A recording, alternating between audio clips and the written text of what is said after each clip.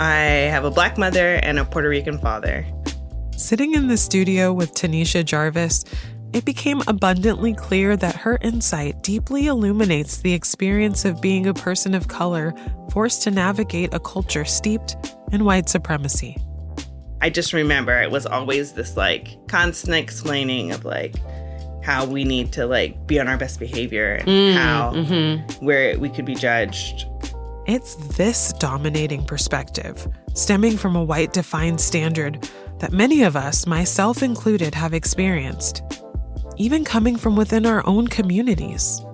My best friend who was Black, and he would tell me that if I hadn't seen a Black movie or didn't know a reference, he would put me on Blackademic probation. You're on Blackademic probation. The all-pervasive influence of white superiority has the capacity to divide us along specific lines. If we don't align with certain standards of Blackness, the anguish of racism can lead to internal strife, even in the people closest to us. Or, as seen in Tanisha's own experience, where her father's lighter complexion and her mother's tight curls intersect, one can encounter this spectrum of race as defined by whiteness in a profoundly disorienting way. I had white people telling me they were more Black than me, and they were taking my card. Welcome to Black Care Matters, the show where we honor the unique experiences of Black nurses working in the Pacific Northwest. I'm your host, Rashida Quinn. In recognizing that Black lives matter, it's crucial that the care for these nurses also matters. Cultural white supremacy has had a detrimental impact on the American healthcare system. Each nurse's story reveals rich insights towards the possibilities of a better future. Embark with us on Tanisha's transformative journey, where she demonstrates that, despite the challenges within a predominantly white culture, it's never too late to pursue a career in healthcare. Discover how she courageously voiced critiques of the education system's racialized shortcomings, carving out essential support systems for Black nurses here in the Northwest. As our conversation unfolds, Tanisha shares her unique perspective coming from a nurse's eyes, seeing the inherent beauty woven throughout the entire spectrum of life, from its beginnings to its inevitable conclusion. It's a conversation you don't want to miss here on Black Care Matters. How do you cultivate your personal Black joy? And what about those experiences brings you comfort? During the pandemic, I got into just walking out in nature when I get the chance to. So, what do you love about being in nature? It's definitely the beauty and the stillness and getting a chance to feel small again. We work and live in these spaces where you have to puff yourself up and be big and need to be the loudest lion to fight for your space. But something about being out in nature and getting to just feel a little bit small and also connected all at the same time is really nice. So much of our life, we are pushed into getting bigger, adulting, getting older. Yes. That's a wonderful way to acknowledge what nature does for us, getting to feel small again. Yeah.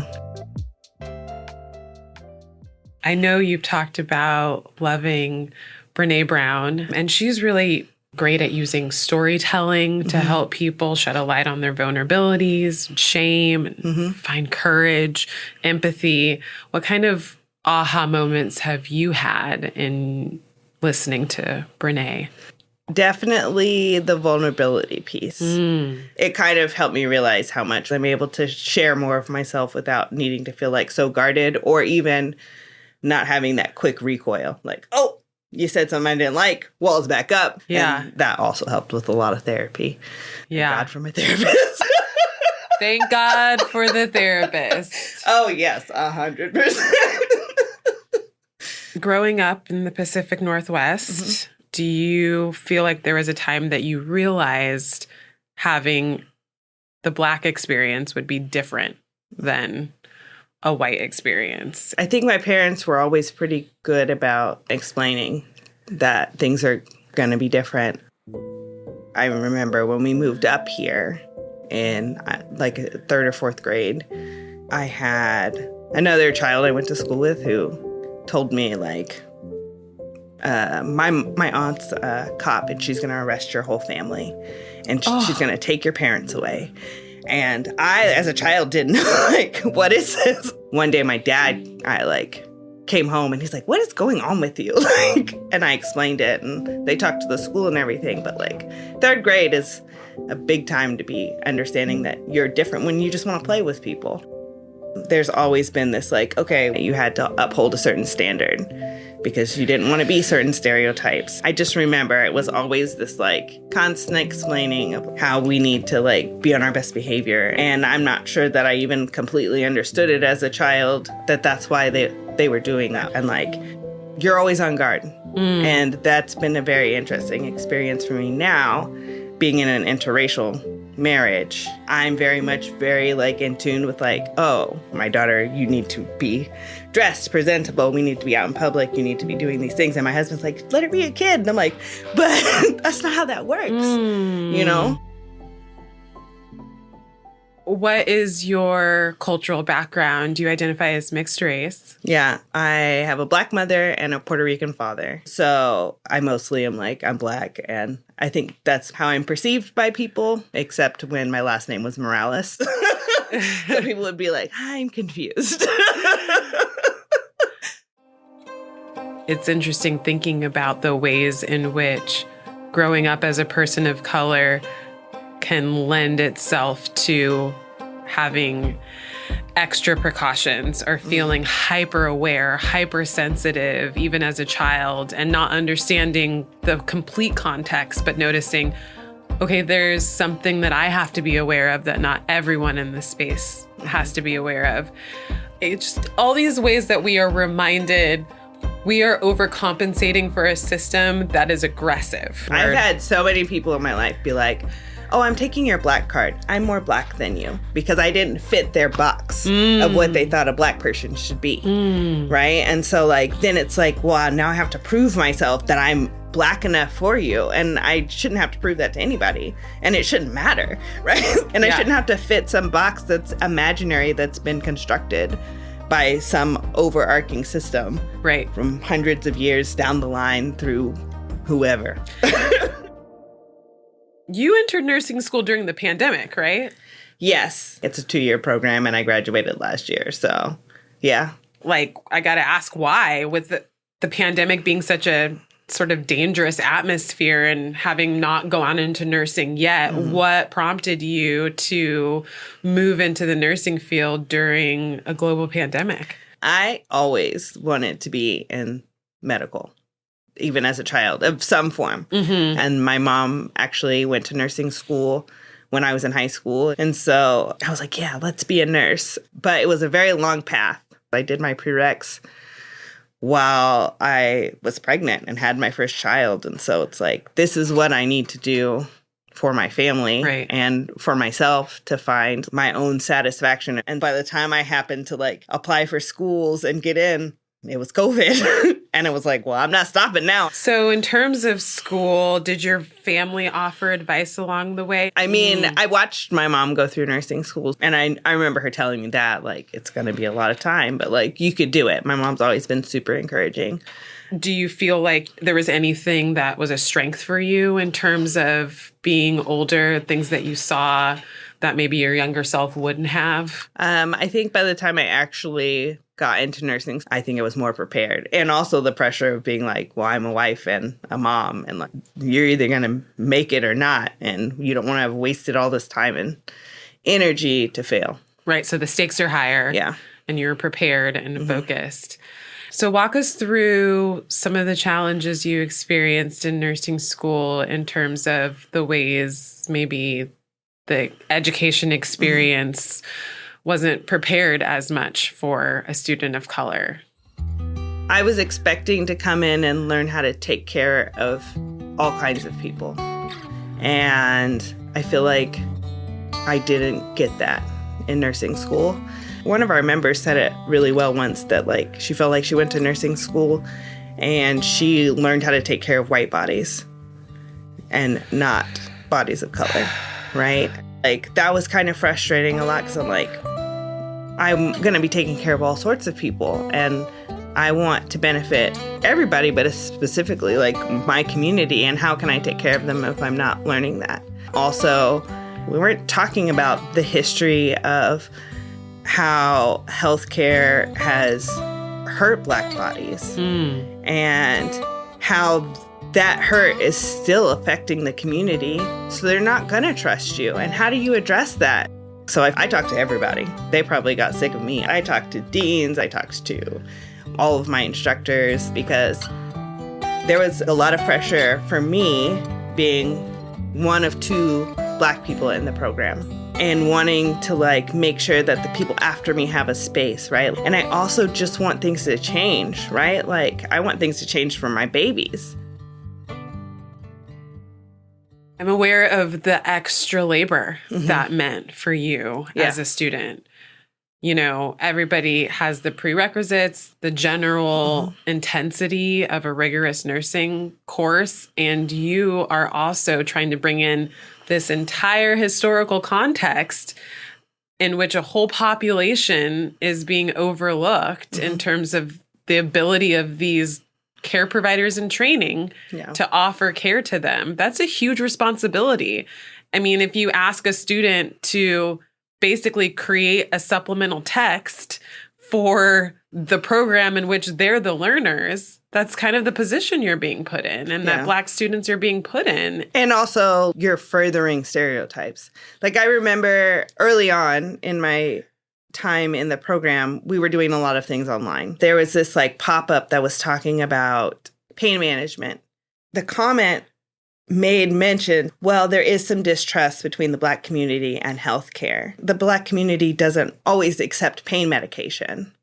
And I was so angry. I screenshotted it. I think I still have a picture of it somewhere because I had wanted to show the school, like, this is not appropriate. Yes, there is a distrust between the Black community and healthcare, but then you basically made it sound like it's their fault. As a Black person, why would I want to accept narcotics when the stereotype is that I'm a druggie, on top of the fact that healthcare hasn't done the best by Black bodies? They've taken from our bodies. So if you've given me a narcotic and now I'm like out of it, how do I know? How can I trust you that you're still going to take care of me and not take anything or giving from me? people syphilis? Yeah, no big deal. Yeah. It's just fine. And somehow this idea that the historical experience is so far removed from the present is so unfair because now we understand the genetic implications of trauma. It's a huge effort to break these cycles that have literally formed the fabric of our existence. Yes. So we're obviously going to talk about it in class. We did not talk about it in class. So it's like this program you're having us use brings it up and tries to mention it, but then we don't even talk about it. Do you feel like you were able to change the status quo? I hope so. I mean, I was met with a lot of, we're working on it. It's a disservice to every nurse if they're not getting this training, which then further creates a disservice to the patients they're taking care of. And in nursing, it's a unique opportunity. We're not just taking care of people's bodies, right? You're taking care of people's emotions. I wanted it to be better for everyone. I mean, it sounds like you were able to penetrate the wall of silence, and silence is such an incredibly effective tool of white supremacy as a whole. It affects so many people in an oppressive manner, and then it evaporates. Anytime we speak in a space that historically has been unavailable for us to speak in, it is like shattering a dynamic. I'm grateful that you were speaking up. There was a time when I was on a clinical site. You're paired with a nurse and you're going to work a shift with them for however many hours the school has set up. And the nurse I was paired with for the day was like, okay, what patient do you want to work with? However, one of these patients is known to make racist comments. And this other patient has already made a false accusation against another staff of color for stealing their purse. And to be like terrified in this moment of, who am I supposed to pick? How am I supposed to work my day? What are my protections? I'm not an employee here. These people don't know me from Adam, right? Like, the staff doesn't know me. So if this patient was to make another accusation and I'm in there by myself, like, am I going to be kicked out of the program? And then on top of that, like, do I want to possibly berate it all day?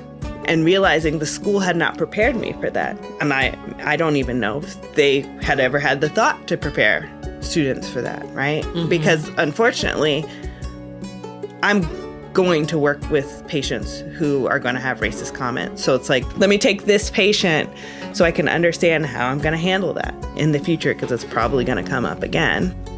If you don't have those same protocols in space for a Black nurse and they're on their own, when you present these two hostile situations, how do you not see that as a massive gap in the system? It's just so not fair. Yeah. I was going to hospitals and I didn't see any Black nurses, which is terrifying to walk into a space as a student of color and be like, I don't see people look like me in this role. Why is that? Is it because it's not a safe environment? Is it because there's not enough staff? Also, am I going to be supported? Is there someone that I can connect with? Right. Another way that you're speaking up is servicing everyone. Yeah. It's work that you aren't getting paid to do. It's not what you're supposed to be focusing on, but because you're doing it, people are becoming aware of these huge gaps. So now you've started your career, and you've shared that you have this love of the two most heavy-hitting moments of being a human, birth and death. What about the entrance and exits of life calls to you, and how do you stay present for people during these monumental transitions? I feel like in nursing, we're always reaching people in vulnerable moments. That's really special. Birth is exciting because there can be a lot of joy there. Plus the like teaching that's involved with how do you feed this little tiny thing that doesn't come with a manual, and like, how do I get sleep? And there's just a lot of teaching in there. And I love that. The other side of the spectrum with death and hospice is our culture sucks with death. Mm-hmm. I went to medical assisting school and I got to work in a hospice house. And I got to see how there's love in that process. There was one case that has always stuck with me, and it was a younger patient, married, had kids, and I believe had like a brain tumor of some sort. And I just remember like how much grace and like bravery this family had to be like looking death in the face. And when someone passes, we got to prepare the body, which usually involves cleaning. And I remember he passed and his wife said, I don't want you guys to do it. I'm going to do it. It always stuck with me because it was beautiful and it was full of love. That is so rich. I was fortunate to see like these families circle around each other, and I was able to kind of take that and help the people who didn't have a family around them. It's so inspiring to think of being the person that can create such a safe space that someone feels like they can step up and take those decisions. I want people to have good births. I want you to come in the world, coming in good, hot in a party, and leaving the world hot in a party, right? Yes. Like you can do both. It can happen. It's just, we need to get there. Tanisha. What did I do? Everything perfect. Oh. I just love that statement that you just shared. It makes me so proud of your passions. Mm. So in terms of moving through 2020, and you talked a little bit about going to school during George Floyd and the ways that the cultural atmosphere was just charged, and that specifically hit healthcare in a certain way. Do you feel like there's things that you know now, or you gleamed either positive or negative over these last few years that have sort of changed your understanding of what it means to be Black in America? I mean, for me, I guess it's that I'm needed and I deserve to be here. And people need me. Like, it sounds really like pompous. Ooh, they need me. But people do need me. Yes, I love that. I'm smiling because they do. Yes. I remember as a student, I was working with a patient of color, and he was intubated and was kind of out of it. He's like kind of looking around the room, and then he saw me, right? And I was the only Black person in that room. And it just felt from there on, if we needed something, eyes were on me. He wouldn't really react to the other people, and waking up and not knowing what happened or knowing where you are, and you're doped up on all these drugs, and finding your point of center so that you can get care or feel safe is so important. It's one of my hopes and dreams that we get more diversity into healthcare. Absolutely. There are days that it feels like, I don't know why I'm here, but then you get these special moments with people and you know you're doing the right thing. I'm where I'm supposed to be. I'm thinking about how Brene Brown helped put together a collection of essays with Tarana Brooke. Oh, I read it. About vulnerability, shame, resilience, and the Black experience. Do you think Black Oregon nurses might be able to add to a collection like that? And like, what would the title or topic be? I think it would definitely be a piece highlighting that we're here. We're here. Before I found ABNOW, which is the local chapter of the National Black Nurses Association, like, I thought I was the only one. And if I think I'm the only one, then as a patient coming in, they may feel like they're never going to see anyone who looks like them. I feel like if we were going to make a collection, I think it would be highlighting that we're here and we're making impact.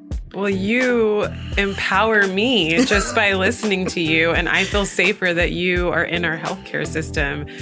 And I think what you've described this whole time is that you are looking in the shadows. You're seeing the spaces that other people aren't. I'm happy to do it because I've been on the other side when you don't feel safe and you don't feel comfortable. It shouldn't be a one-size-fits-all. Only certain people get to feel good and safe in healthcare. It should be everyone should feel good and safe. It's just important. This has been such a rich and thorough conversation. I just want to make sure there's nothing we left out that's on your heart. If you're thinking about being a nurse, come be a nurse. We need you. It may feel hard, but it's worth it.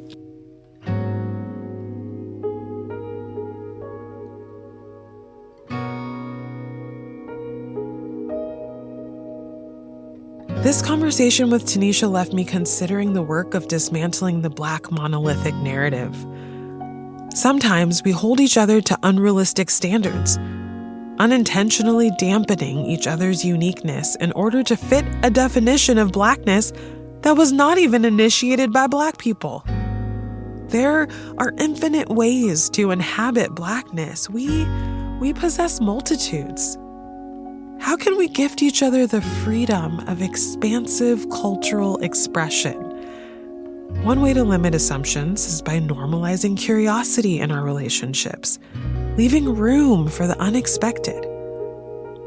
I learned so much speaking with Nurse Jarvis about how the current nursing curriculum focuses on white bodies and still maintains stereotypes about pain tolerance and Black people, or how racism is overlooked in the workplace and Black nurses are left to fend for themselves. It seems to me that there is this deeper calling underlying the Black Lives Matter movement to prune away preconceived notions about Black culture and amplify authentic and accurate representation. I'm grateful for the Black Care Matters space to share this exploration with all of you. Black Care Matters is presented by the Alliance of Black Nurses Association of Oregon, sponsored by the Oregon Center for Nursing, and was recorded at KBOO Studios here in Portland, Oregon. This episode was produced by Ida Hardin, with production support and mix mastering by Ramoy Phillip. Our executive producer and host, myself, Rashida Quinn. The Black Hair Matters podcast website was designed by Brendan Quinn, with portrait art created by Ryan Alexander Tanner. Special thanks to Danae Hall of the Alliance of Black Nurses Association of Oregon, Kelly Castanegro, and our team at KBOO, Jezaniah Hawthorne, Zoe Ezekiels, and Selena Flores. This podcast would not be possible without the generous grant from Oregon Center for Nursing. Thank you to our grant team, Rick Allgeier, Don Schoenthal, and Callie Giesler. And here's a special invite to all of you, our listeners. Please engage with what you hear and learn on Black Hair Matters. Did listening to an episode remind you of a racialized experience you had in healthcare? Did it strengthen your commitment to anti-racism in your own workplace or community? Did it bring up questions about how you can better speak out against white supremacy culture? Please reach out with your questions and comments at blackcarematters.org/contact. We would love to feature our listeners' feedback on a special episode of Black Hair Matters. Your voice matters. Listen to Black Hair Matters wherever you get your podcasts. And while you're there, why don't you leave us a review? Your words really do help us reach a wider audience. It's been a pleasure sharing this with you. We'll have a new conversation for you next month. Until then, remember, Black hair does matter. It's a matter of how we make those words count.